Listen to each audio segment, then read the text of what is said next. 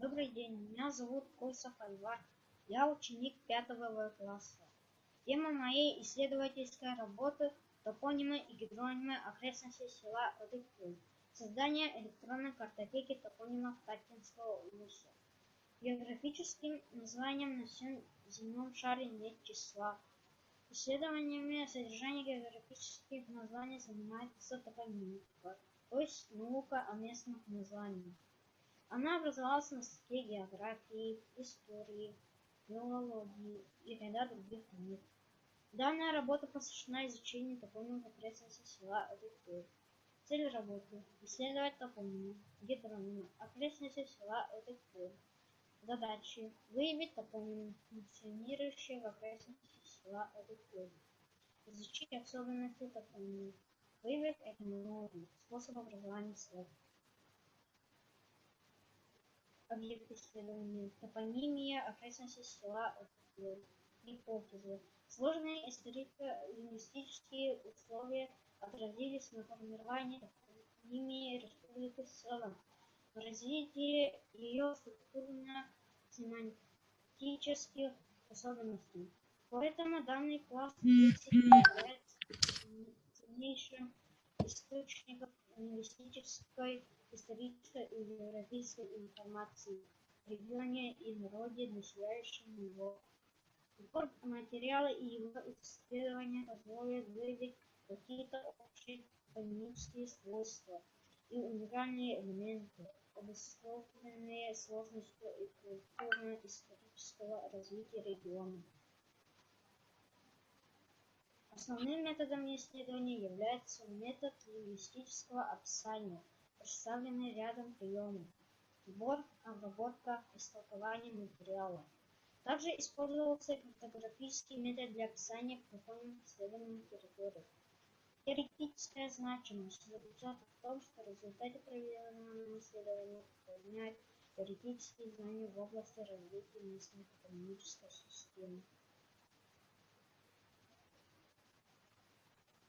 Практическая значимость работы заключается в том, что благодаря собранным материалам мы создадим электронную картотеку топонимов Татинского улуса, которая впоследствии послужит упорной точкой для создания ГИС — электронная картотека топонимов Татинского улуса.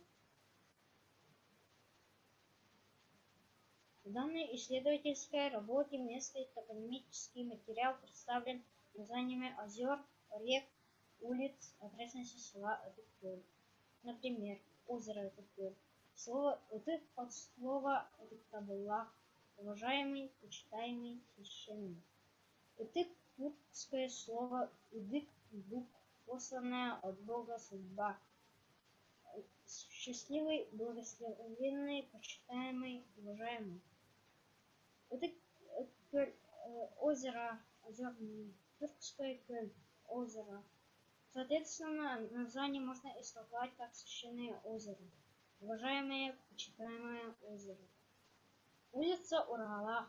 Урга — старинное жилище якутов в виде высокого конического шалаша из наклона поставленных длинных жердей, обложенной брусой или древесной корой. Аффикс со значением обладания чем-либо. Лах. Местность Аба. Ат — якутская конь, лошадь, тюркская ат — лошадь. Бас — якутское слово, голова, головной, тюркская баш — голова. Исходя из особенностей якутского языка, топонимы окрестности села Одыкпол представлены следующими вариантами. Имена существительные, например, Анхайчара и другие. Имена существительные с аффиксом обладания лах, например, Хастах, Споролах. Имена прилагательные, например, Сатагай, Нелегер. Особые группы также образуют сложные топонимы, состоящие из двух и более слов. Это Кёль, Талагилер, Лугансвейл, Кенлер и другие. В результате исследований мы пришли к следующим выводам. Топонимика является комплексной наукой, так как опирается на знания с области языкознания, истории, географии и других наук.